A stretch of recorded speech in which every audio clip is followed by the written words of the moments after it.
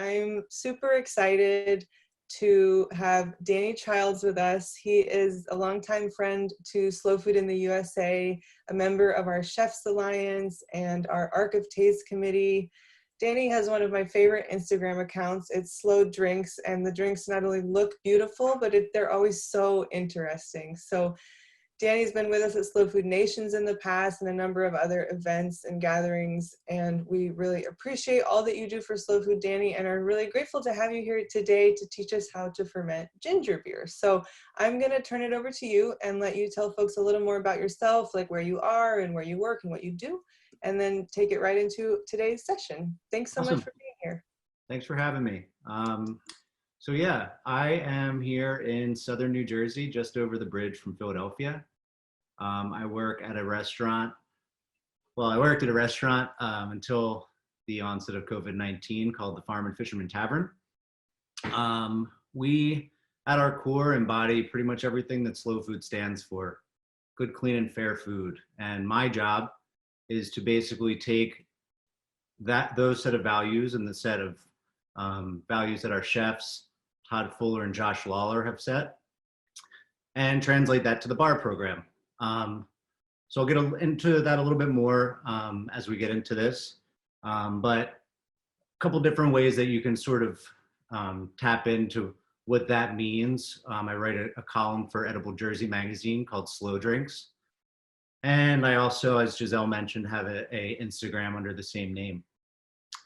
How I recommend everybody at home enjoying this video is pretty much pour yourself maybe a cocktail now, grab a pen and paper, and just kind of sit through it for the first time. This is a semi-long process in that if you had expected to kind of sit down and have fizzy fermented ginger beer by the end of this hour, that won't be the case, I'm sorry.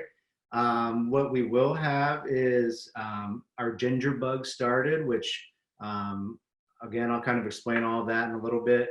And we will also have a cocktail to make at the end, which we all deserve right now. For all of you people that registered for the Zoom meeting, you'll have the recipes emailed to you after, along with some notes from the session and some further reading resources and stuff like that. For you Instagram Live people, I did little recipe cards for you to use your phones or your tablets or your computers to kind of take a snapshot to revisit later.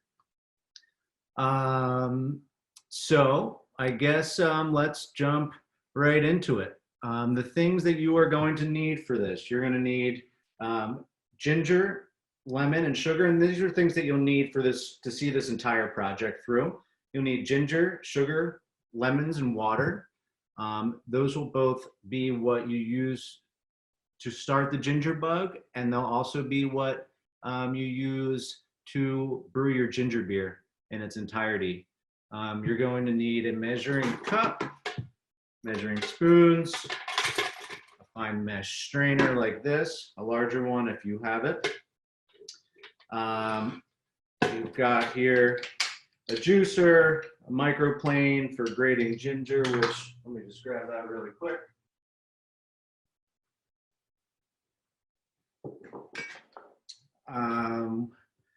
A knife, food grade containers like this one, this Cambro, also like a larger Tupperware.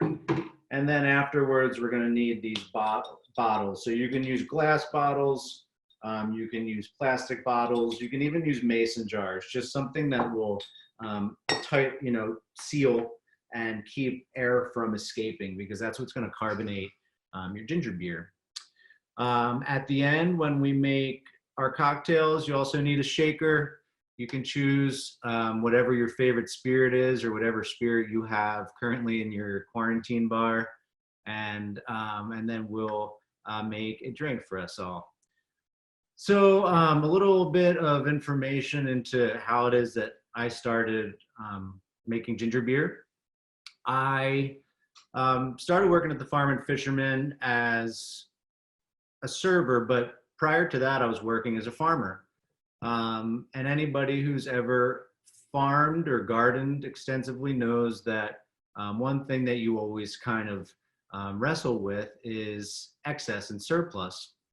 And a lot of times, unfortunately, that surplus becomes food waste.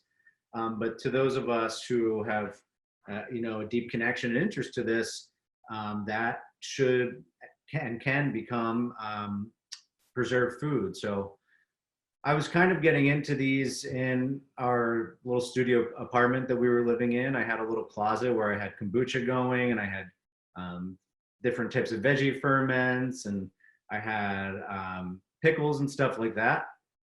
And just expressing that at the restaurant and talking to our chef and our GM, Ben, we decided that, that would be a really cool place to start with a bar program. Basically take all of the great local food that we have here in South Jersey and preserve it so that when it wasn't in season, we could still offer it to our guests. So what that kind of looked like in the beginning was we were brewing different flavors of kombucha.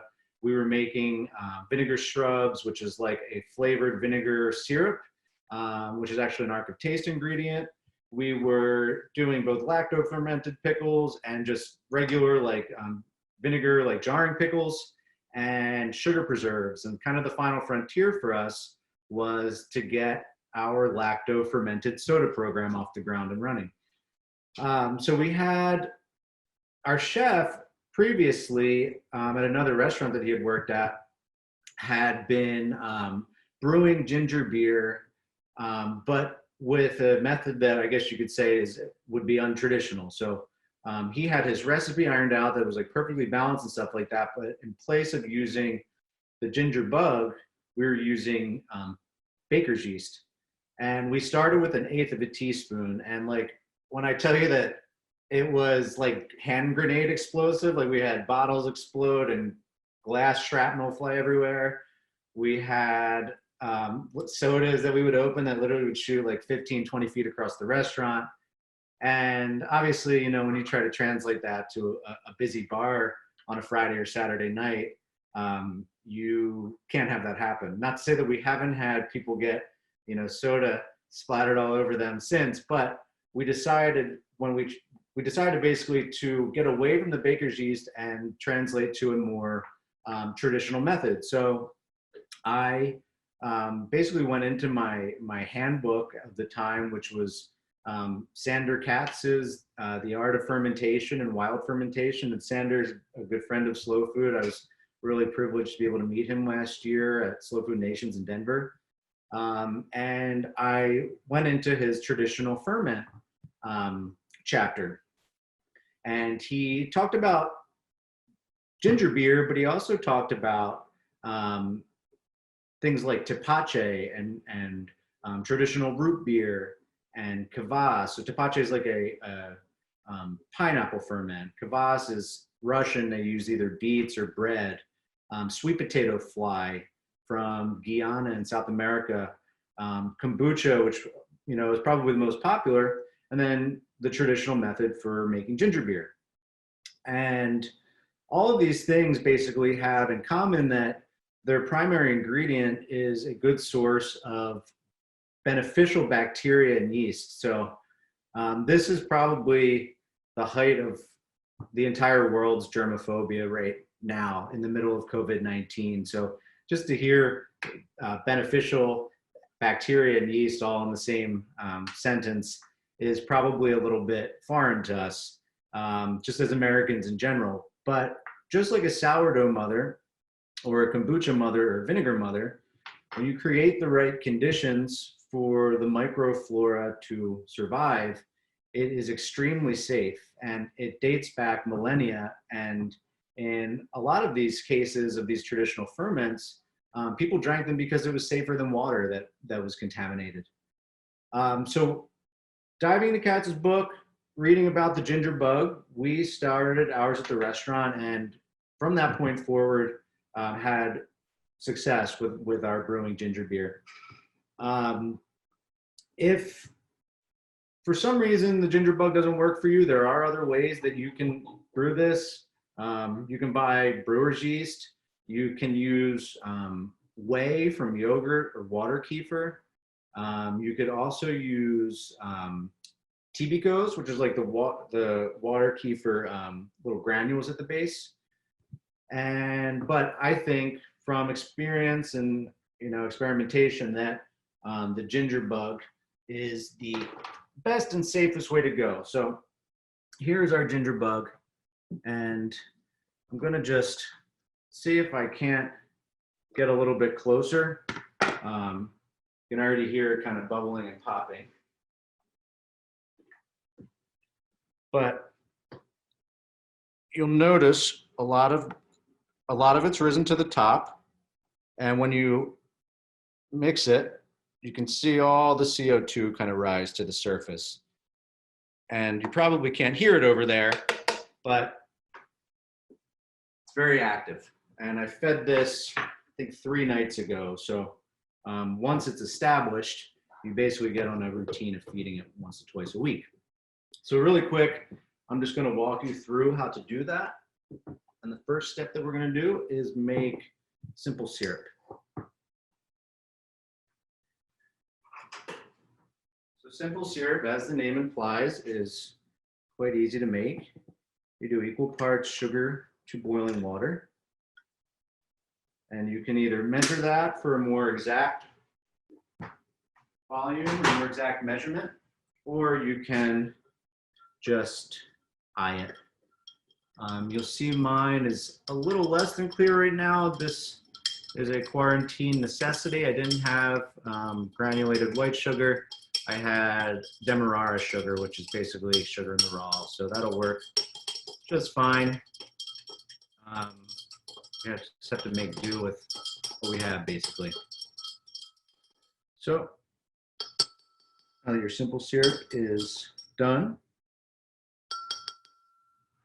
what you'll then do is take a cup and a quarter of this and a half cup of grated ginger and a cup and a half of water. You'll mix all those things together. So I'm just going to really quick hold these recipe cards up. So there's your simple syrup recipe.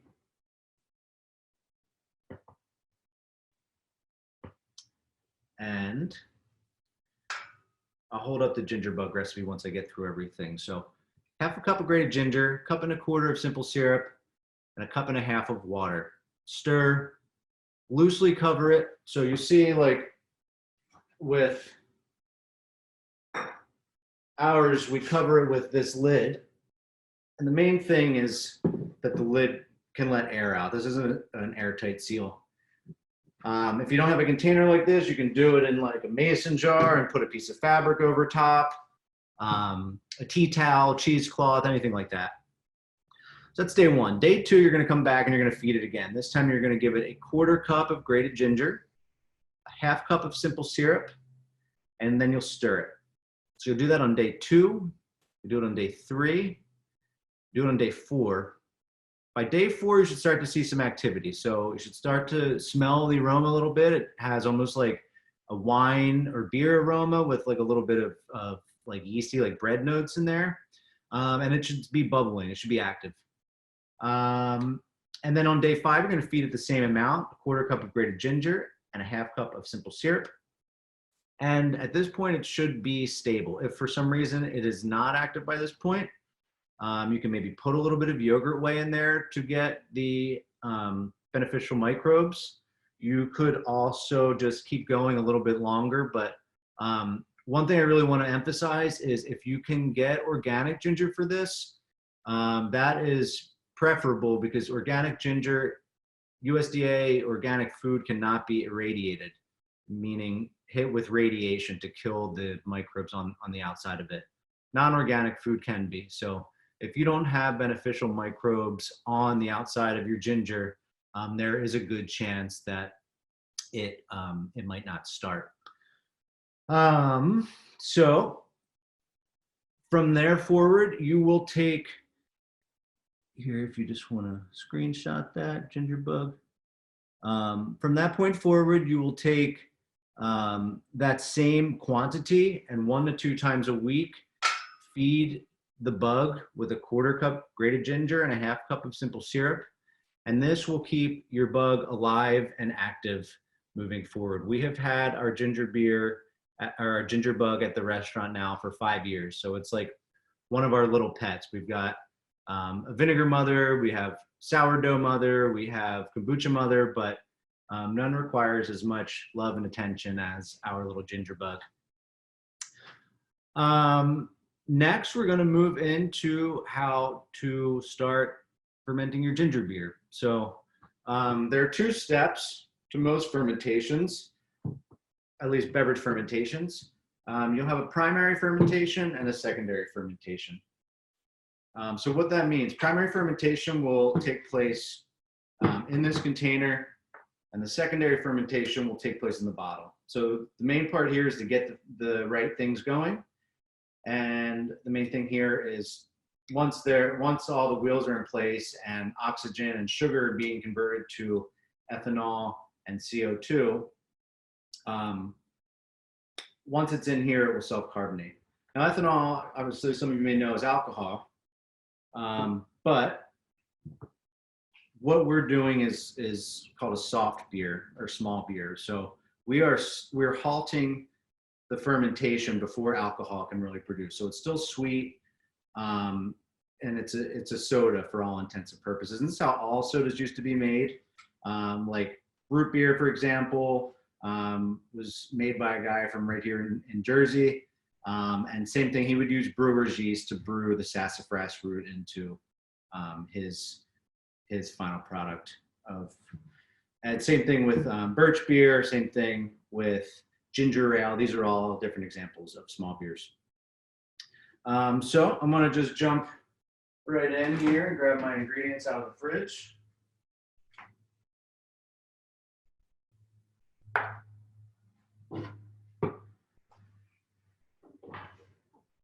Forgot I actually filled this guy up with water already.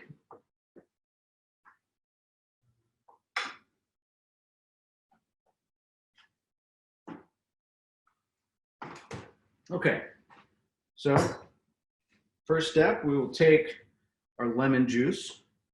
We're gonna take 20 ounces of lemon juice and we're gonna pour it in to 3 quarts of water, okay?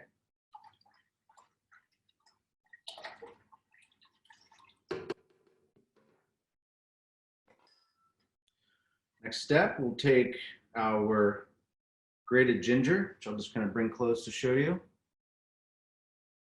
And like I said, I use this, this microplane grater. You could also use a box grater, but honestly, I have lost a lot of knuckle skin over the years trying to use a box grater, and I just don't really recommend it. So we'll just kind of get this out into here.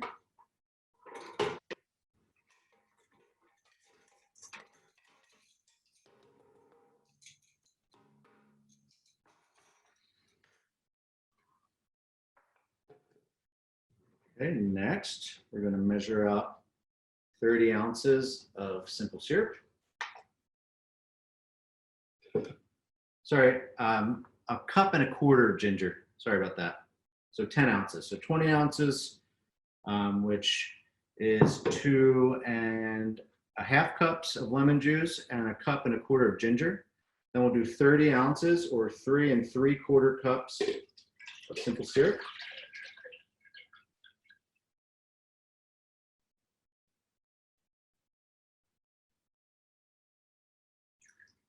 Okay, we'll pour that in.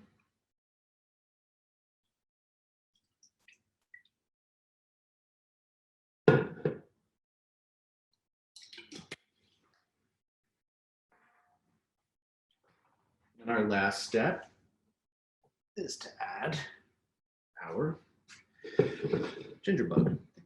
So I like to do about a half a cup of this. It's not an exact science necessarily, but a half a cup should do the trick.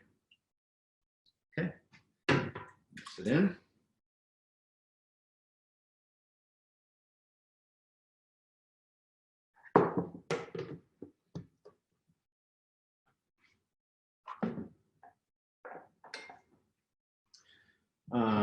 then I can find my little stirring spoon. This will work. Take something to kind of stir and incorporate everything. And you kind of want to do this a little bit vigorously. Oxygen does help fermentation start. These are aerobic organisms.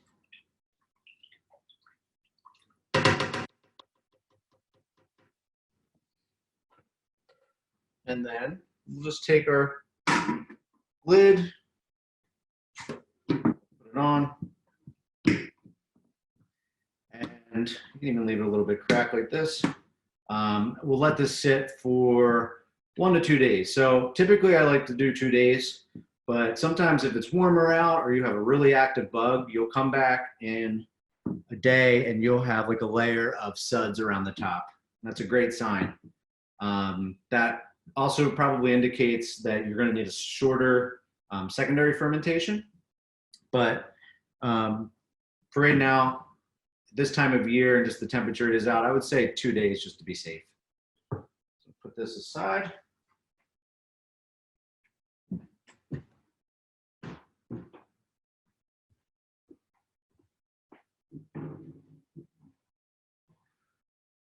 All right.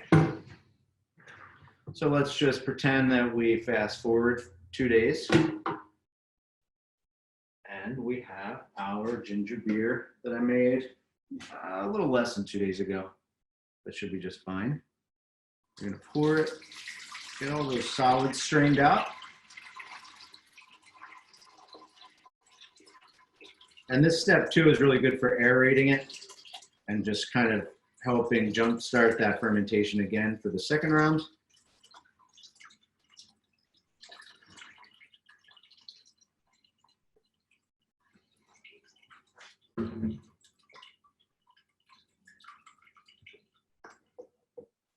Sometimes I like to take something with a wide base and just kind of squeeze out all the deliciousness from here.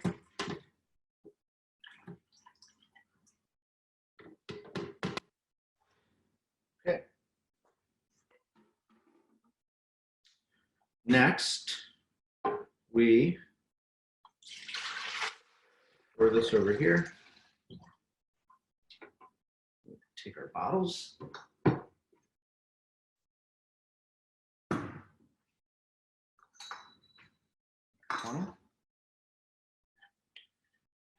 Begin to fill all of these.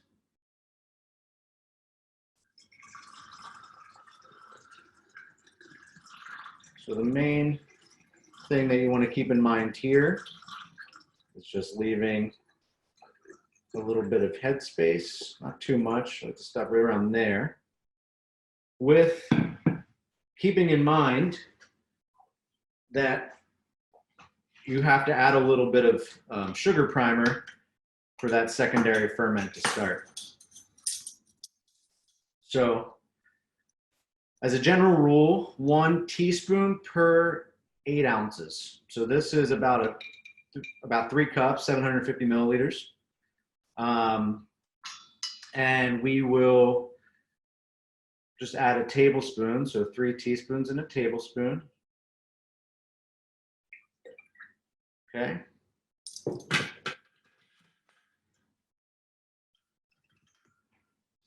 Just for reference, we'll do a smaller one here. After you fill them, you really want to shake vigorously again to introduce oxygen into the environment. You can already kind of see the bubbles sort of rising to the top there from that, which is great. So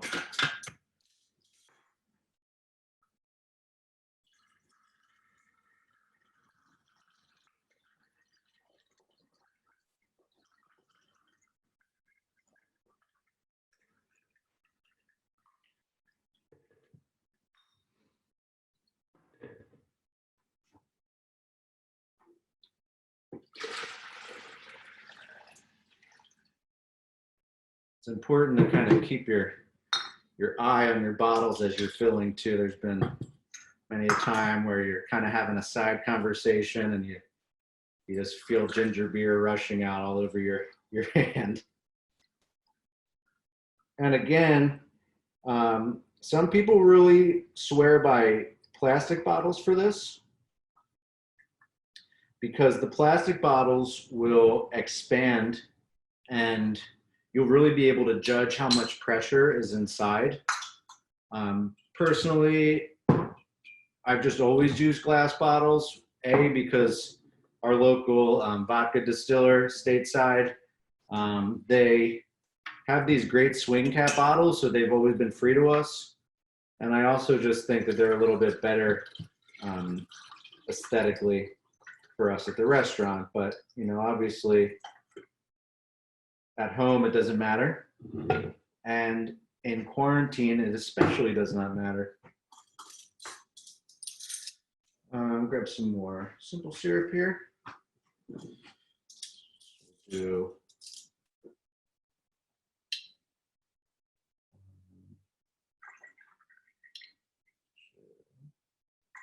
want to really fill it up to the very top of your measuring spoons.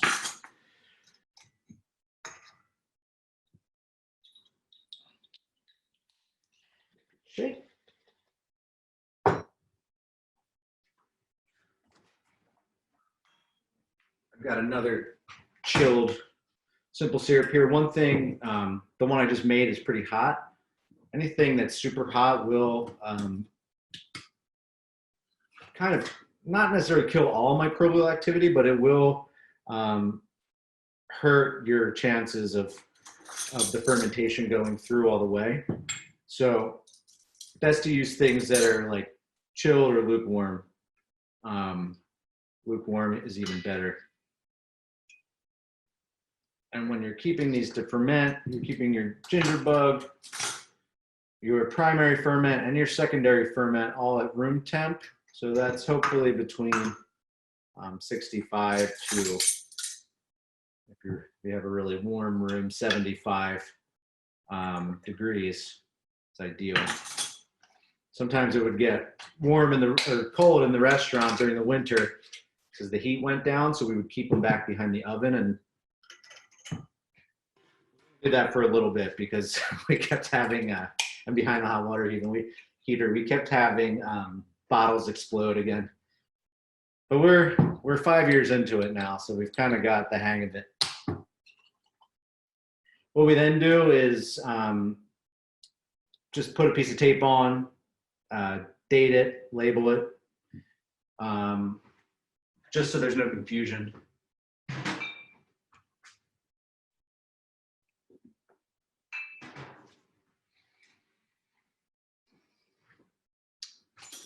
And that's it. Now you're going to let that sit for another day to 2 days.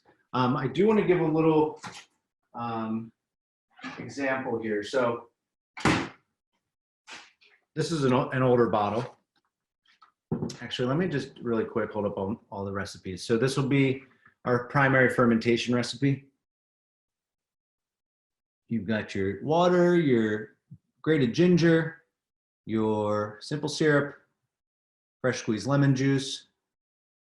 Also make sure you do not use store-bought lemon juice. It's got a ton of preservatives in it that are meant to inhibit microbial activity. And then once you have your ginger bug, you can put a little half cup of that in. Secondary, strain out your solids. There you go. Strain out your solids. 1 teaspoon per 8 ounces. Bottle, shake.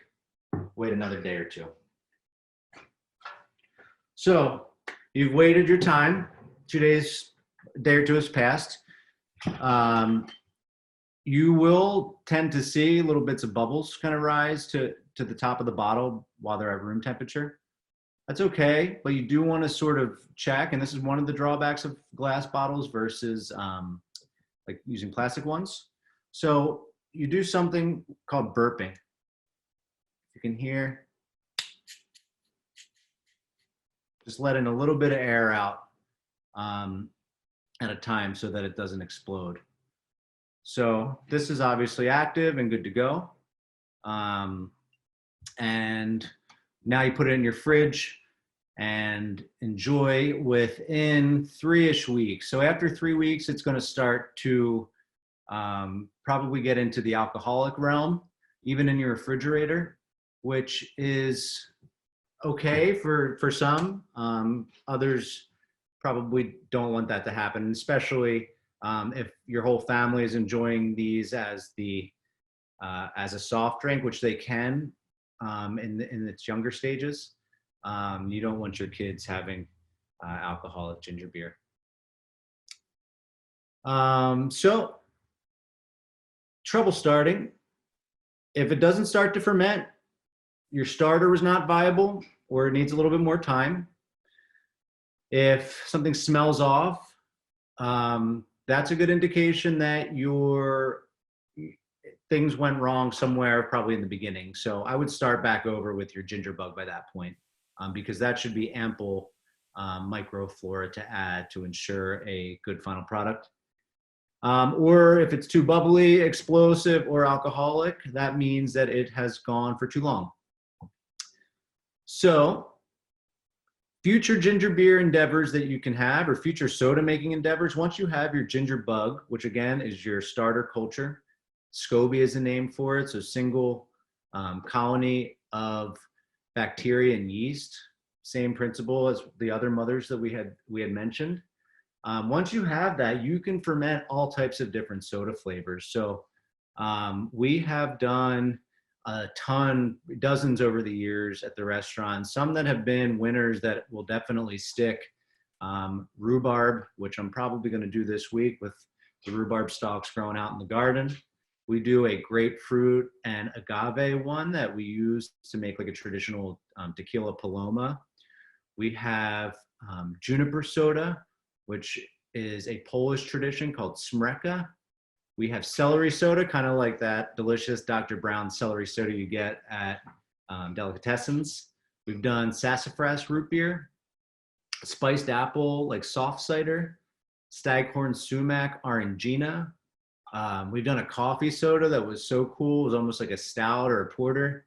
But basically the sky's the limit. You can literally, I encourage you to go out into your garden or go to your farmer's market or go foraging and find safe flavors to consume and just see what they would taste like as a beverage. The next one I'm going to try this week too, after doing the rhubarb one, is pea shoots, because they're like so incredibly sweet right now. And I just think that it could be a really interesting soda flavor.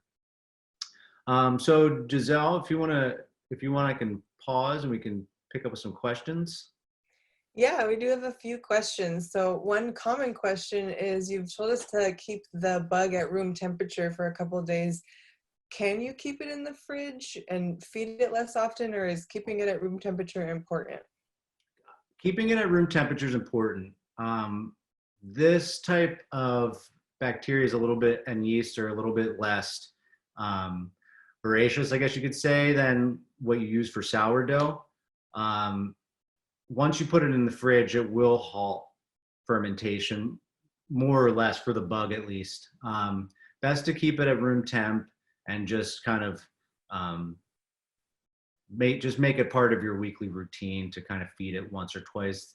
It's not super time consuming. It's just a little bit more finicky than other mothers.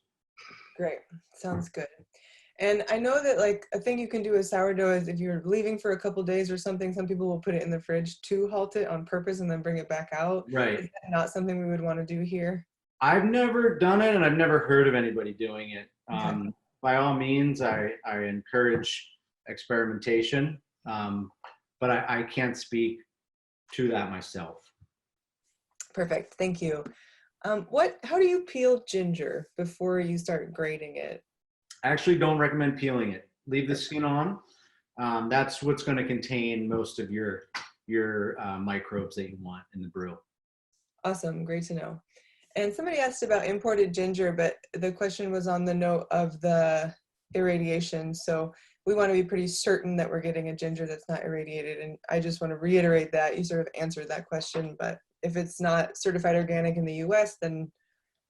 If it's not certified as organic in the US, I mean, if it is certified, you know that it has never undergone irradiation. I would imagine a bulk of the ginger that we consume here is imported.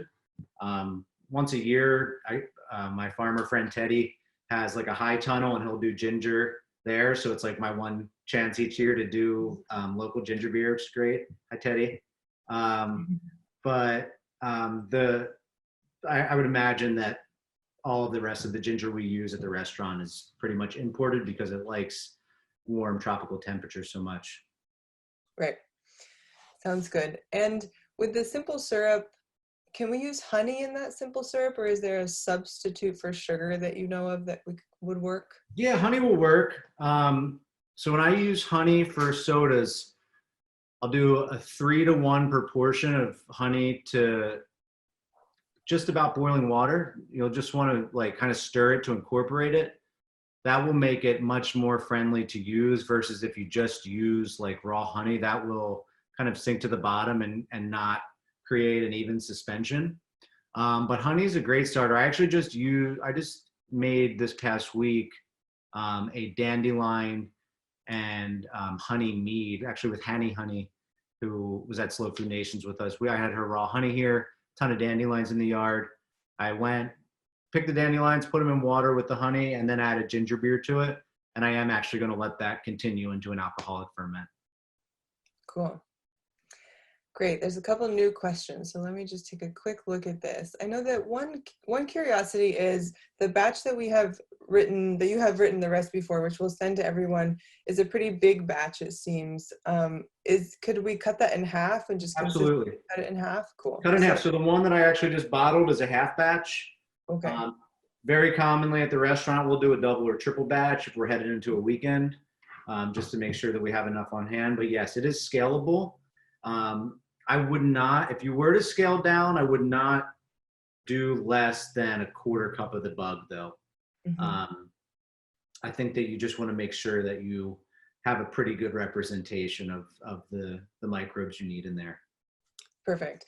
And looking at this recipe, just to clarify for everybody, days 2, 3, and 4, we're adding a quarter cup of the grated ginger and a half a cup of simple syrup on each of those days. Each of those days, yep. And then you'll do it again day 5, and hopefully if everything goes as planned, that will be your last day. And then you'll do those same proportions moving forward once to twice a week. Great. And then can you just tell us one more time how we know when it's ready? Is that, you were showing us the little bubbles? Yeah, so the bug you're saying? Yeah. Yeah, so you'll know that's ready when it's a little bit bubbly and when it's got like, it has an aroma that's like mildly alcoholic. Okay. So you'll know, and when you stir it with a spoon, like it will pop and fizz, and you'll be able to tell that it's alive. Perfect. And can we use frozen ginger for this? Yeah, yep, absolutely. Some people think that, or say that makes it easier to grate. I don't necessarily find that to be true, but this ginger that I used for this batch, when we closed the restaurant down, when all this stuff started, it went in the freezer, and we've just been taking it out little bits at a time to grate and feed the bug, and took it out to make all of the ginger beer for today. So yep, absolutely. Perfect. And speaking of grating, Sandy says hello and also is wondering if she uses a hand grate or should she use the very fine side, the smallest one? I think that the smaller the grate, the better. Personally, especially for the bug, just like kind of breaks it down a little bit more, and kind of makes it, I guess, easier to digest. But for your ginger beer itself, I think it's okay to use the larger grate. Great. And can we do a quick chat about why it's called a bug? And I think, so Beth's asking that we mentioned SCOBY, is that what the bug is? And my understanding is that a SCOBY is a bug, but the bug is not necessarily a SCOBY. And can you talk about if that's true or not? And you've mentioned a few other things that you use to start with the bug. So the bug is just the name that it was given in like the 1800s when it kind of started to rise in popularity. There's also another way to make ginger beer that they call the ginger beer plant. And those are going to be those water kefir granules that I mentioned, which are called tibicos in Spanish. It's like another name for them. Both of those are basically the same thing. They're colonies of beneficial bacteria and yeast that will ferment into alcohol eventually. SCOBY, as I mentioned, single colony or community of bacteria and yeast. A ginger bug is one, ginger beer plant is one, vinegar mothers, kombucha mothers, sourdough are all types of SCOBYs. Basically, a collection of a specific, arrangement of bacteria and microflora that really like, in this case, ginger, water, and sugar. Awesome. Great. And then after we use our bug, what are the ratios for topping it off? So yeah, same thing. You don't necessarily have to top it off as soon as you use it. I would just pick a day a week, like every Monday and say Thursday you feed it, or 2 days a week, whatever. It's more about the consistency of feedings. And the one thing is you'll want to use the bug when it's active. So you don't want to, if you are doing it 1 day a week, if you're doing it on Mondays, you don't necessarily want to use your bug on Sunday, if that makes any sense, because it's going to be at its least active. Mm-hmm. Okay, so it's more active closer to when you have fed it. Yeah. So you'll want to feed it and then maybe give it a day or two. Okay, perfect. Which is exactly what we did with the bug. Just fed it a few days ago and then made the ginger beer a day and a half after. Perfect. Excellent. If we were using other ingredients like rhubarb, like you mentioned, would we grate those as well, or do you finely chop a thing like that? Well, so it depends. What we do with rhubarb is we blend it with the simple syrup. So you have basically at that point of rhubarb syrup. When I made the dandelion beer, I didn't blend it at all because dandelion can kind of have a bitter flavor. So I just kind of seeped that in. Same thing, like when I've done like pine sodas in the past, I've just kind of seeped the pine in the drink because of how astringent it can be when it's like processed like that. You kind of are, getting into your own experimentation then. I think, if it's a pleasant flavor, something that you're not afraid will necessarily like taste too strong, making a simple syrup is a good idea. With ginger, that being said, I think ginger has volatile components that come out best when it's grated. We tried making like syrups in the past, and it just kind of loses some of its like spice factor in the blender. Gotcha. Okay, so somebody did ask about the food processor for ginger, which it sounds like you would not recommend. I don't recommend it personally. Okay, perfect. And which stage would you add flavoring to your ginger beer or soda? I would do it in probably the primary stage. You could people who do kombucha like to add it in the secondary ferment, but I also don't do that. I add my flavor to my kombucha in the primary ferment. I just think you can kind of monitor it a little bit closer, know exactly what it's going to taste like, and have a more, I guess, easily predictable and consistent final product. Perfect. And just two more questions before we move on to a cocktail. What do you do with the discard when you strain the solids out of it for a bath? Right in the compost heap. Perfect. That seems like a good fodder for compost. Yeah. And you kind of went through the plastic versus glass on bottling your own. So it sounds to me like it's kind of an at your own risk situation. I've certainly had beer bottles explode in my bathroom and that sort of thing. Yeah. Which is never pleasant. So we can just rely on the comments you've given us about that. And, is your recommendation for the very first time you've fermented anything, maybe to kind of stick to that plastic bottle to give yourself the margin of error? Yeah, I think that could be a fair compromise. Maybe just go for the plastic bottle your first time, get your sea legs under you, and then once you feel a little bit more confident, then you can graduate up to the glass swing cap. And if you go with the glass, I'm speaking from personal experience, just think about where you're putting it. Maybe not in the closet full of clean towels and sheets. Exactly.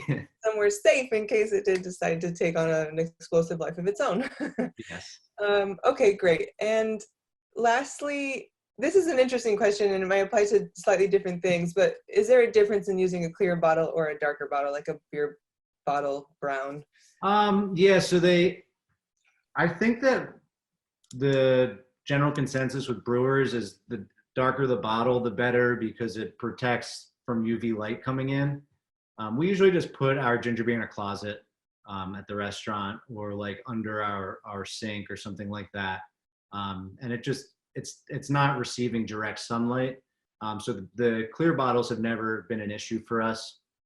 But I mean, if you have like an extra bright house, you don't really have a spot to put them that's not, going to be impacted by UV rays, then yeah, I would suggest just sticking to the darker bottles.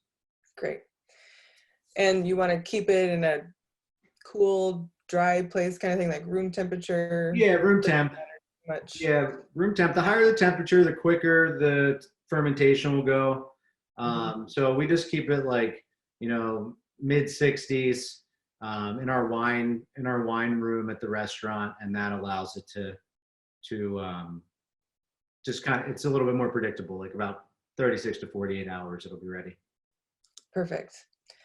All right, that's all of our questions, Cool. like our rapid fire question round, and I think we're on perfect timing to move into a cocktail for this happy hour. Let's do it.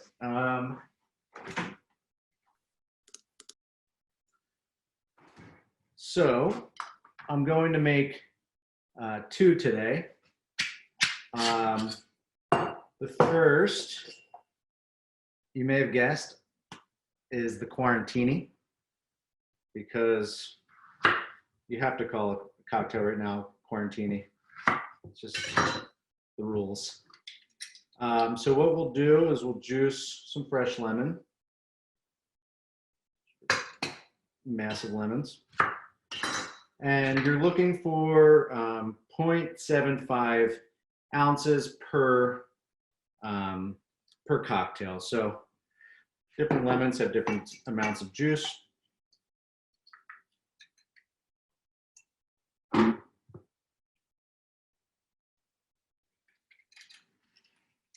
And the drink that we're going to be making today is any spirit that you have at home, honestly, is fine.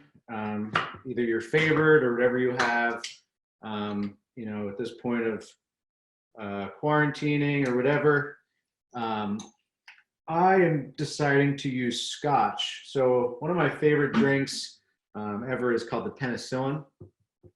It is from a bartender named Sam Ross in New York. He works at a place called Attaboy, which is pretty much my favorite cocktail bar I've ever been to. And before that, he worked at a place called Milk and Honey. Milk and Honey is largely credited with kind of being the first cocktail bar in the American cocktail resurgence, and they were in New York as well. So the Penicillin typically is a blended scotch, which is to say a non-smoky scotch, non-peaty scotch. Honey, or that 3-to-1 honey syrup, like I mentioned, lemon juice, and grated ginger. So just using what I have on hand, we just made simple syrup. I don't have a smoky scotch. I just have this kind of same bottle of blended scotch I've had forever. And my, like many of us, I'm sure my home bar is kind of getting down to the bare minimum now. So we'll take 2 ounces of spirit of our choice. And then we're going to take a ginger knob, just something about, an inch long.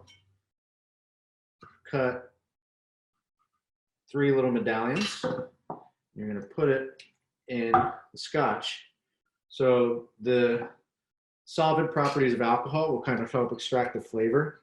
And we'll also just do a gentle muddling to get all that nice ginger spice out.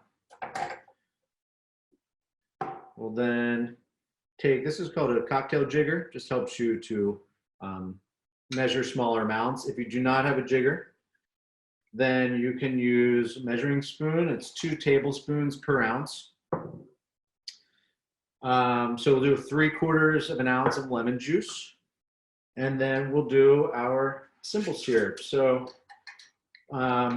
traditional sour and the traditional penicillin is a 3/4 ounce of simple syrup too. If you like your drinks a little sweeter, you can do a full ounce. If you like them a little bit dry, you can do a 3/4. Or if you don't want to choose, you can do the Goldilocks principle and kind of split the difference. So you'll have that there.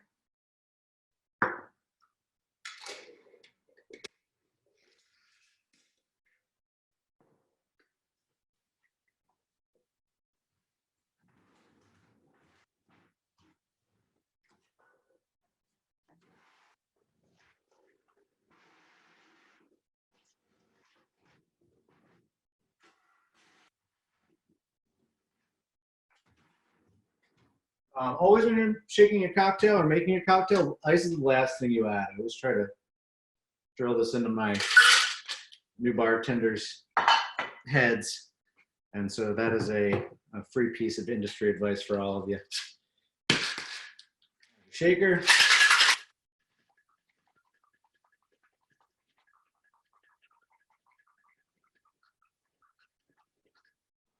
Shake that for a good 10 or so seconds until pretty much it's too cold to hold in your hand anymore.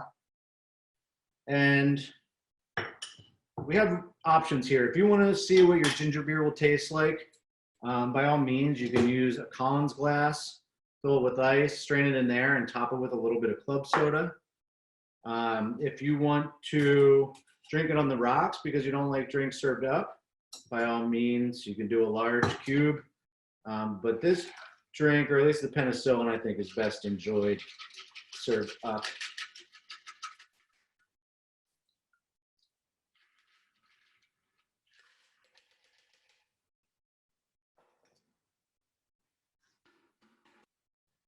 And then we're going to garnish this with a nice little piece of candied ginger.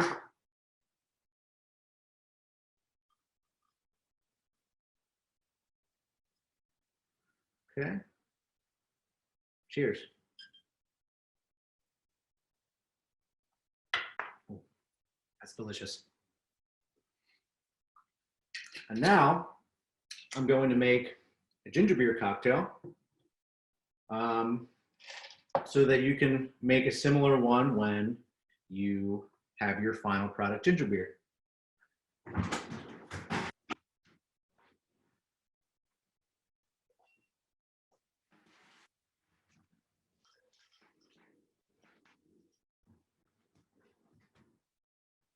This is a built drink, so this is being built in the glass. You add your ice last to your shaker tin, you add it first in a drink that's being built.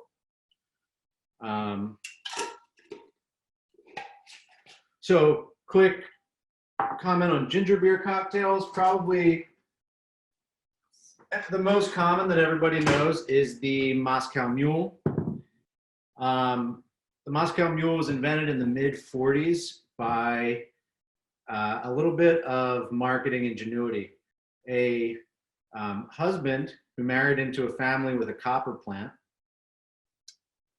who the copper plant happened to specialize in copper mugs, teamed up with a local Smirnoff representative in Hollywood. They both were in Hollywood, and they decided they would make a marketable cocktail that had to be served in the copper mug.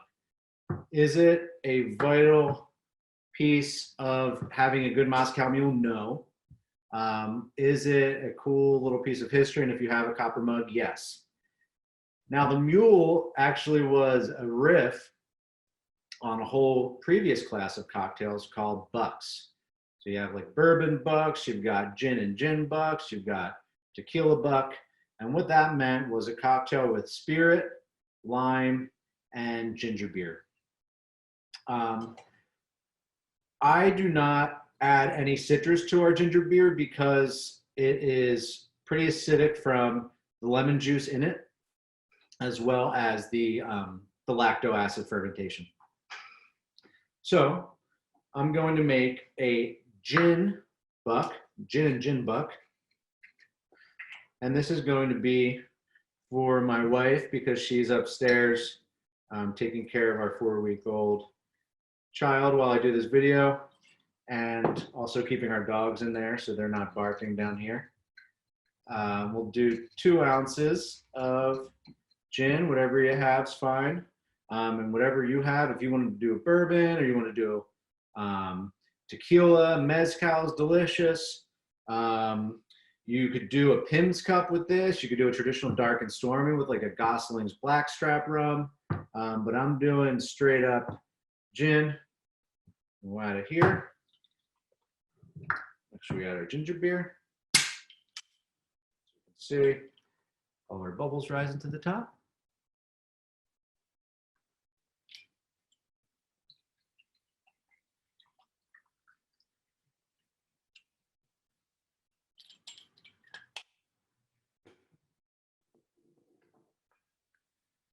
And then if you have lime, you can garnish with a lime. I have a dehydrated lime here, which I think looks really pretty. And I don't have lime, so this is gonna have to do the trick. And then we'll use a nice metal straw. So I'm gonna go leave this for Katie, and then I'll come right back for questions.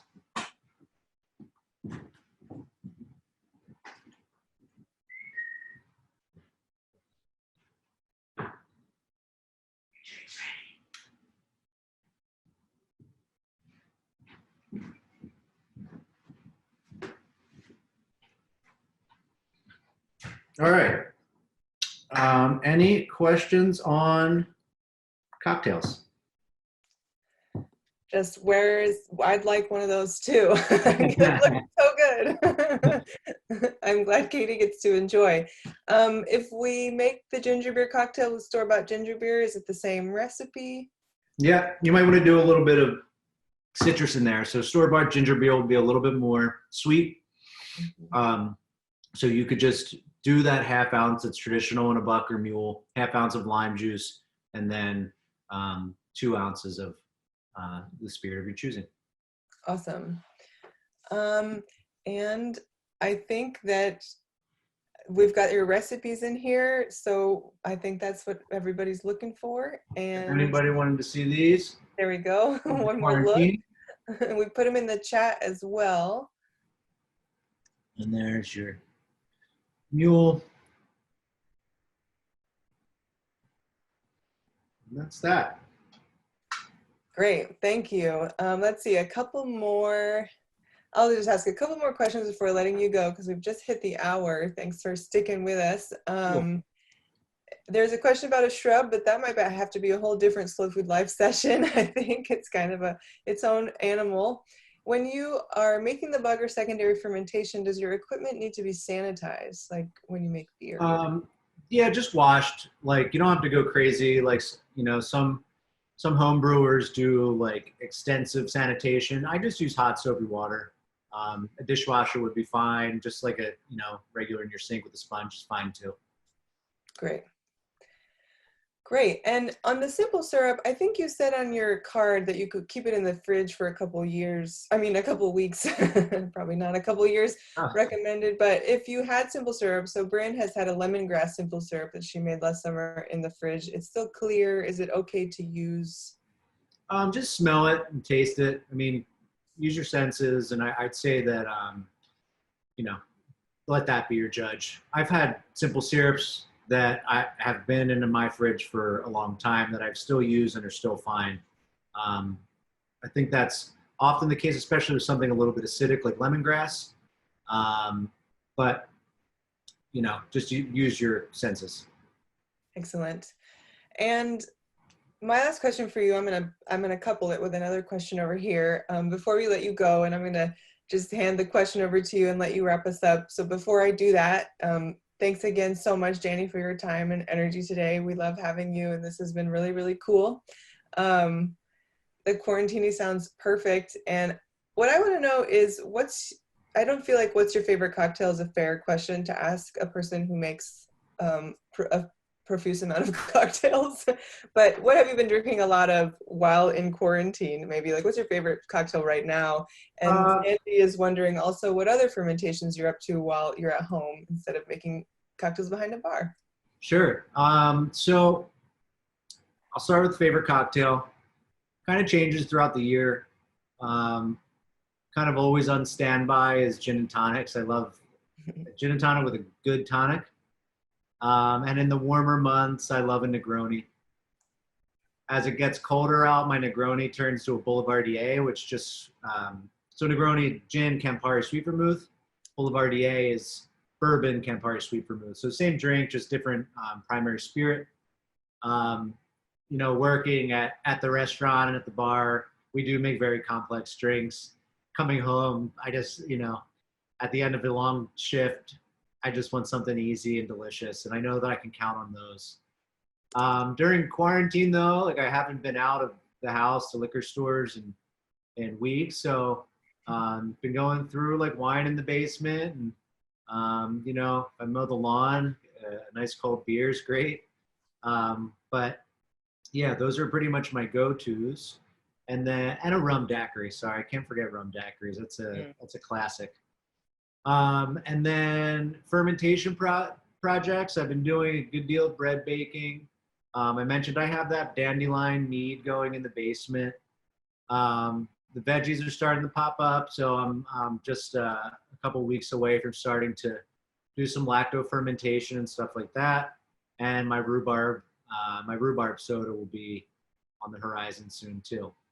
So keeping busy. Excellent. Sounds like it.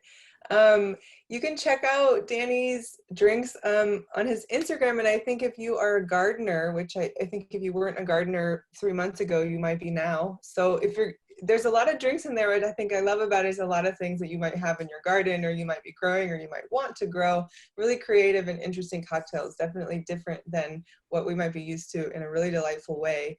And I'm gonna let us all go here. Thank you so much for being with us, Danny. We will follow up with all of you with all those recipes. So don't worry, the ginger bug recipe and the breakdown of the days, and also those 2 cocktails so you can make a cocktail at home. We'll do that early next week, and we'll also post this video on our YouTube page and send you a link to that video. If you want to reference the video sooner than early next week, it'll be on Facebook. We live streamed this session on Facebook. Hello, Facebook. And it's over there as soon as it's done. So if you just forgot a thing or wanted to check back in on something that Danny mentioned, you can head over there and see the video right away. Otherwise, we'll follow up with a link. And thanks so much for joining us today. I'm gonna go make myself a cocktail. Maybe it's 3 in Oregon. I think that's fine. And I hope you all enjoy your evening. Danny, thanks so much for being with us. And Thank you. Cheers, everybody. Thanks for joining.